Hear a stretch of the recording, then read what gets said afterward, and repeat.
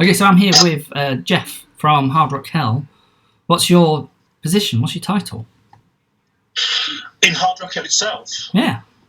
Well, currently, there's several. So I'm director of media, so I oversee the radio station as director, and I also look at the magazine, oversee that with Toby.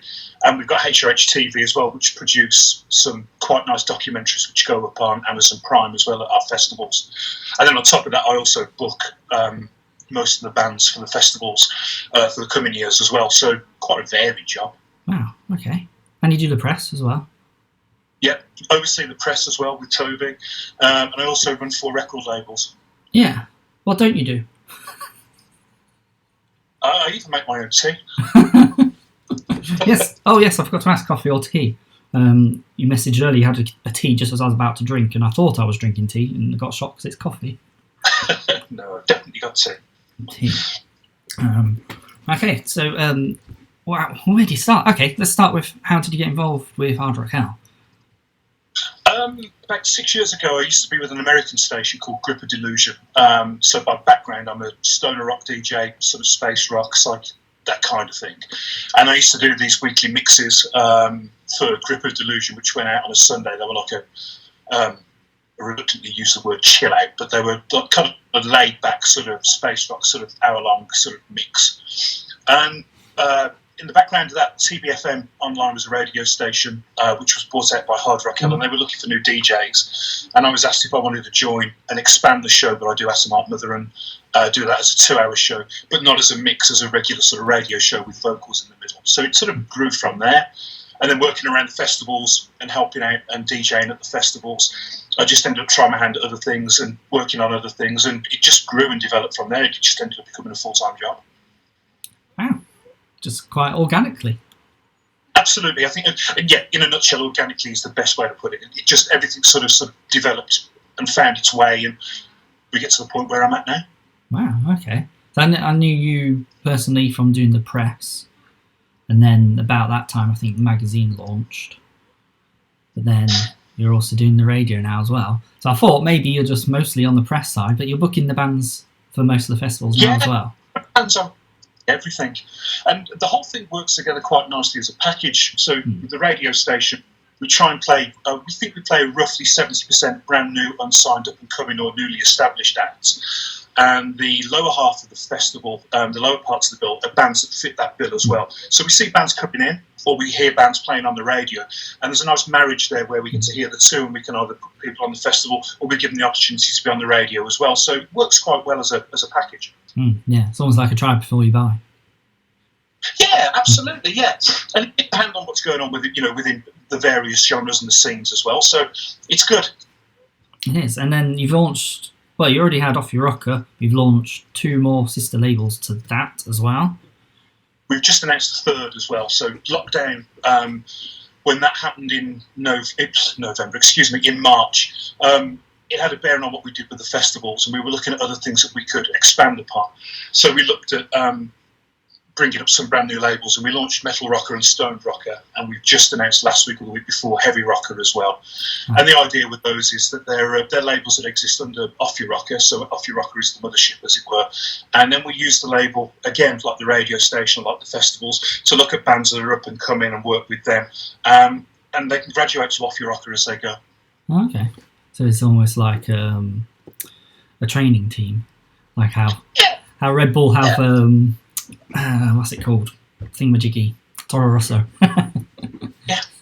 Yeah. Okay. So, did you ever think this would be where you'd be at this point in your life? I think when I started getting involved with the radio 4 years ago, more with Hard Rock Hell, I think it was where I wanted it to be. I think it was something that I aspired to do. And again, it happened organically. It didn't happen through any planning on my part. Any clever things that happened. Things just sort of developed as they were. Yeah. What were you doing before?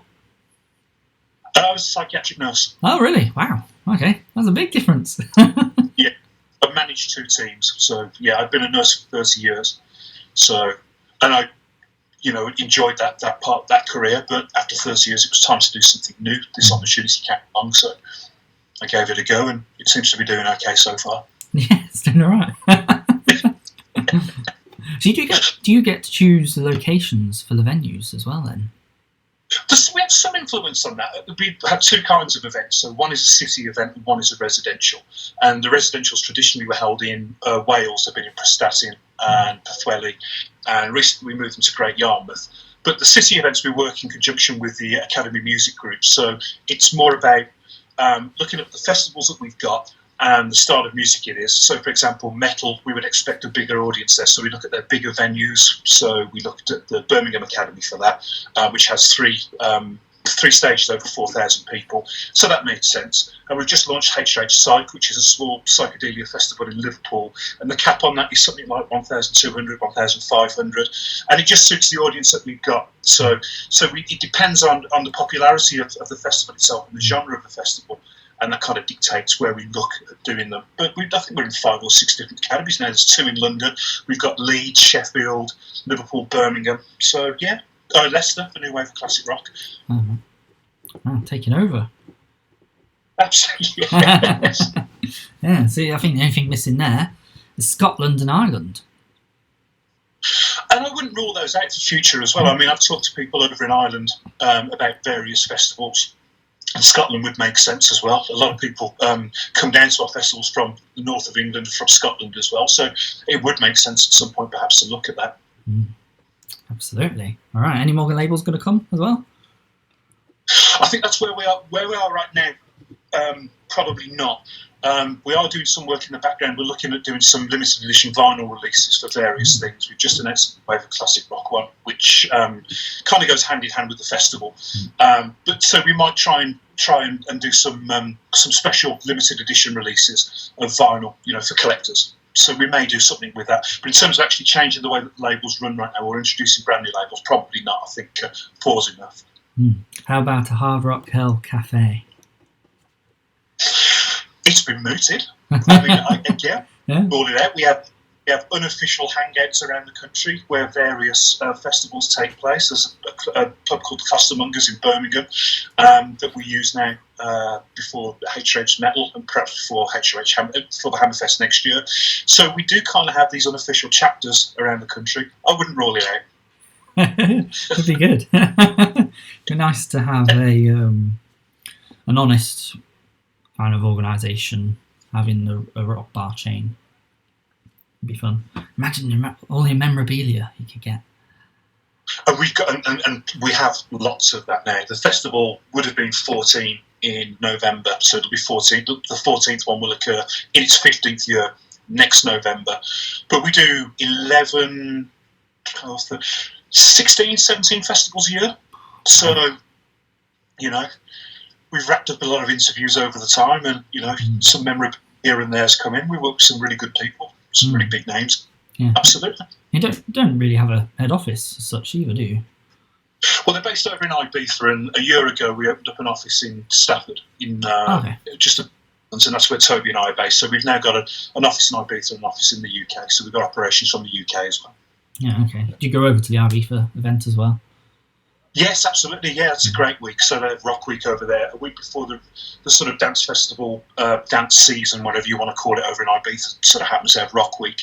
So last year we were in Eden, which is a big super club there, which is really cool. We had Hawkwind and Orange Goblin and a few other bands. And over the course of the week, we had acoustic sessions on the roof at the Ibiza Rocks Cafe, and we'd have DJs from the radio station play at Ground Zero. So there was little events going on around the island as well, in the sort of in the bay where we are over on the San Antonio Bay. So yeah, lots of different things. Well, I've done the Ibiza, and it just worries me how hot it is.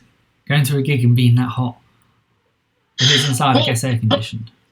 It's hot enough at night, but they usually kick off around about 9-10 o'clock in the evening, so things have started to cool down a little bit. Oh, okay. We'll go through the night, so it's like Ibiza, I suppose. Yeah. Amazing. Cool. Okay, so let's move on to your top tip for a band. What's the best piece of advice or most valuable piece of advice you have? I would say engage with social media and engage with your audience. more and use what social media out there as cleverly as you possibly can. There are PR companies and labels and bands that I know that were using TikTok nearly 2 years ago. So having a look at new things as they develop and new things that come out and see how you can adapt them to engage with your audience.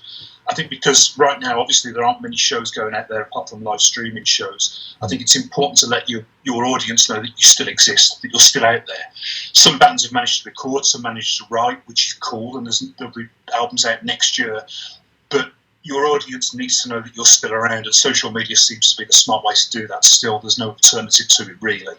And then from Hard Rock Radio's point of view, engage with radio stations as well, send them your music, engage with the DJs and, try and get yourself interviews, and people just need to know that you're still active. Yeah, which is getting harder now on Facebook. It's seems to be started off as a great tool and is gradually getting the opposite. I don't know algorithms, and I can say from experience, sometimes it's difficult to get out there. But I think the more that you post and the more that you engage with the people that reply to you and the more that you sort of give people in terms of information, I think that reaps benefits. Do you have a TikTok? I looked at it and it didn't make sense for me to do that. Hard Rock Hell and Hard Rock Hell Radio use Instagram not as smartly as we could. I think we could get better at using social media. But we use Facebook a lot. We use Twitter a lot. We have websites, and we're certainly out there. We're certainly. I don't know whether a TikTok video of me doing some sort of crazy dance with a pineapple hat on is going to ring joy in it. But you can look at the alternatives. Yeah, give it a go. I guess you can't mock it until you've tried it. Absolutely. Oh, okay. Well, I might set you that challenge then of doing a TikTok. Well, I mean, yeah, you could set me that challenge. We can see how that goes. Yeah. It can be. It doesn't have to be a personal one. It could go into the brand. Yeah, we could. Yeah, I have no idea what I'd have to do. I assume it involves some sort of dance because that's what my kids tell me it is. That's like the trend. It doesn't have to be a dance. You can just talk. It's almost like I guess maybe a video version of Instagram. Yeah, the Instagram TV thing seems to be picking up some traction, doesn't it? A lot of people seem to be using that a lot more and engaging that way. I've done a couple of videos on the Off Your Rocker Facebook page to introduce a band called Inquire Within, who did some lockdown sessions for us in April, May. In the summer, it was around June time, and we put a video of those out every week, and I did a couple of intro videos for those. I don't know whether it's a necessary evil or whether it's something that their audiences want to see, the head of a label sort of introducing the band. I think it means that they can see that you exist, that you're out there, that you're interested in putting stuff out. And I think the days of a record label just being something that signs a band and puts music out and they're kind of faceless, I think that's gone. And social media, again, has a huge part to play with that. So doing a TikTok video, I suppose, probably would be the sensible thing to do because you're engaging with your audience, you're giving them some information, you're telling them about what's going on. But if you already do it on Facebook and you already do it on Instagram, how do you decide where the best place to do that is? And I don't think our audiences use TikTok. No, that's true. So, but I don't know. I mean, maybe they do. Yeah. But I don't think they on the whole, but yeah, maybe it's something that'll end up just being the norm. Even us oldies will have a TikTok. Yeah, well, it took a long time for people of a certain age to get used to things like Facebook as well. Yeah. And I hold my hands up. It's difficult. Sometimes you need to know what its use is going to be, and it's hard to say. I mean, I do wonder what the next TikTok will be, what the next social media sort of platform might be, and what's out there that might be more band or brand or label sort of specific. But I don't know what it is. I read with interest last week that Bandcamp have started doing live streaming, and Bandcamp's a great place for digital stuff. For putting your digital stuff out there, it comes with a charge. People pay for that service, and bands, and they do charge bands for that. But maybe streaming services will be the next thing as a video thing, and there'll be an app or a social media that's specific to streaming and social media specifically for bands. I don't know. Yeah, it seems the industry hasn't really jumped on investing in something specific. They've only jumped on what already exists, which is caused problems, like with licensing and the like. I think I would imagine that most people would hope, like me, that this passes and that there's a vaccine or there's something out there that's a little smarter, ways of testing before you walk into a venue or something like that in the coming months. And so next year people can get out and see live shows again, or eat in restaurants or drink in pubs without fear of catching something or something terrible happening. And we don't know how that's going to go, but I didn't see this lasting as long as it did. When this happened in March, I thought maybe 3 months, 6 months, and we'd be able to figure something out and whatever else. And I'm quite sure I'm not the only person that felt that way. And we've had to adapt, and that's partly why the labels, we had the time to work on the labels and work with new bands and bring new bands in. So there was a benefit to it for sure.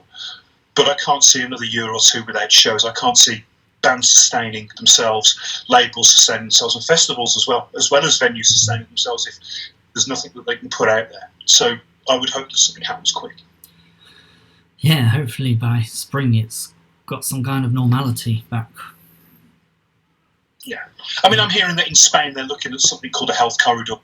Go get yourself tested before you walk in, and 15 minutes afterwards you have your result, and if you're tested negative, in you go. So by theory, the bulk of everybody in there, everybody should be tested negative. So the chances of catching something or it being passed on is, limited right down to as near to zero as possible.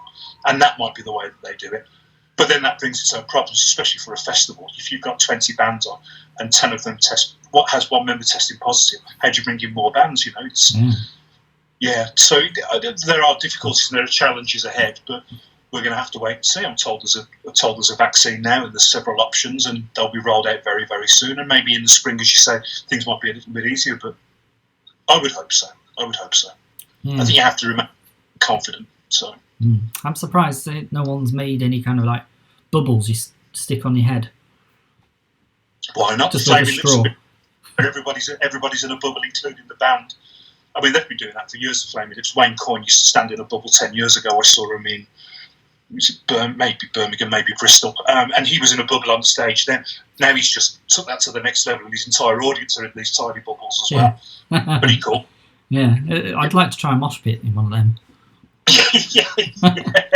Actually, I would. Probably quite good fun. Yeah, it'd be really safe. It's a safe mosh pit. In fact, that could be a thing for some oldies to enjoy moshing again. They're not going to get injured. Great idea.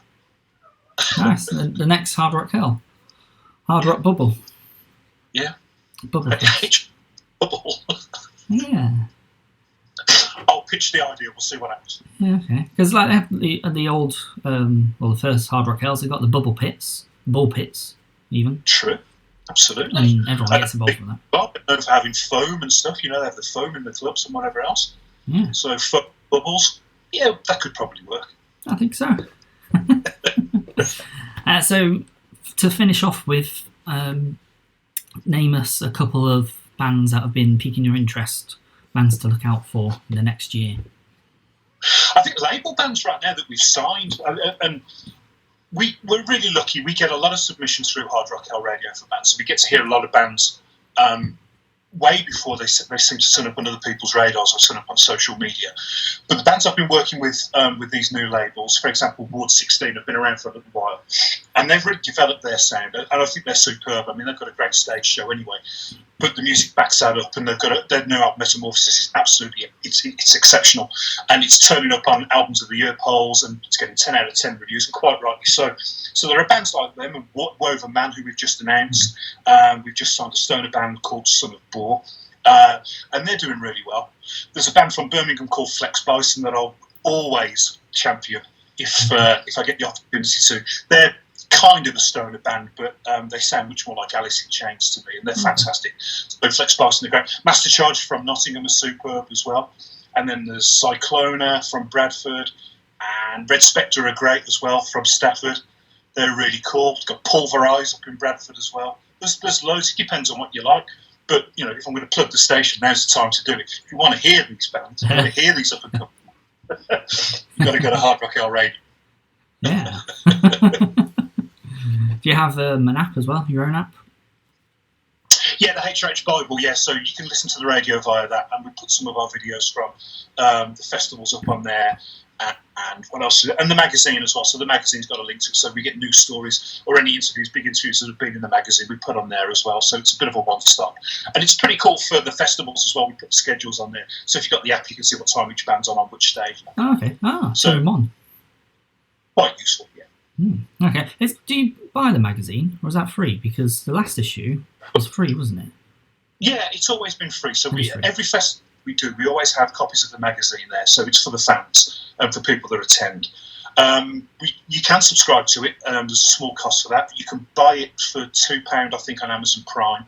But everybody that subscribes to our newsletter gets it free digitally as well. So you can read it through issue. Quite a lot of big magazines on there as well. So there's an app where you can read it.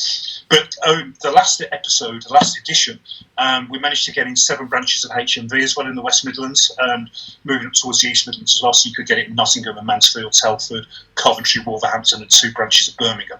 And I'd hope that we can expand that out as well to other branches to come. So, but it's still free. Okay, nice. That's a good option because people don't like paying for something that's online, that's digital. Yeah, the idea was always it was going to be a magazine for fans that come to the festival. So it would have bands in there that you come in to see. So, and again with the radio station, with the amount of new music and new artists coming through, that's expanded as well. So it's become much more of a magazine that's focused on rock and metal. More generically, as 2 different sort of genres, and then all the multi-genres that come in between, and that's expanding out. So when's this interview going out? I can do it this week. Or I can delay it if you want. So I won't say exactly what's going to happen, but we're changing the way that the magazine is in terms of the front cover. And in fact, I'm going to leave it at that. So we're evolving the way that the magazine works. And I see things going on there. Yeah, I'll leave it at that. Yeah. Bit of a teaser. Good teaser. Yeah. Okay, because you've got to go to Hard Rock Hill to find out. Yeah. You should go anyway. Well, yeah, there is that as well. One more thing, I guess. Is there going to be any new festivals? Because I like the fact that you have different festival for a different genre. It works quite well. Yeah, I certainly wouldn't rule it out. We haven't done a Doomstoner for a couple of years, and we may look at that again. As I said before, we've just introduced HRH Psych, which is brand new. The New Wave of Classic Rock one, which is due in January, is a brand new one as well. And we have looked at others. We introduced something called Spring Break, which goes in March in Great Yarmouth, and we've put some new stages on there as well. So there's HRH Pirates, HRH New Wave of Classic Metal. So we'll use Spring Break as a multi-genre festival. It's a sister festival to the main event, so the main event is always the big celebration at the end of the year. But the idea about Spring Break is that we bring in, each year it'll be slightly different because we'll bring in different stages, so different festivals. So you might get a New Wave of Classic Rock one this year, but next year there might be a Doom one, or there might be a Sleaze one, or a Punk, and we'll move them around. So Spring Break will be a place where there'll be different. It'll be different every year. There'll be different stages. Because one of the newest is also Goth. Is it Goth? That was a new one. Yeah, we did. We opened so Goth and Industrial. Our first one will be next year for that. So yeah, I'm looking forward to that. Yeah, we've got Fields of Nephilim for that, so very excited about that.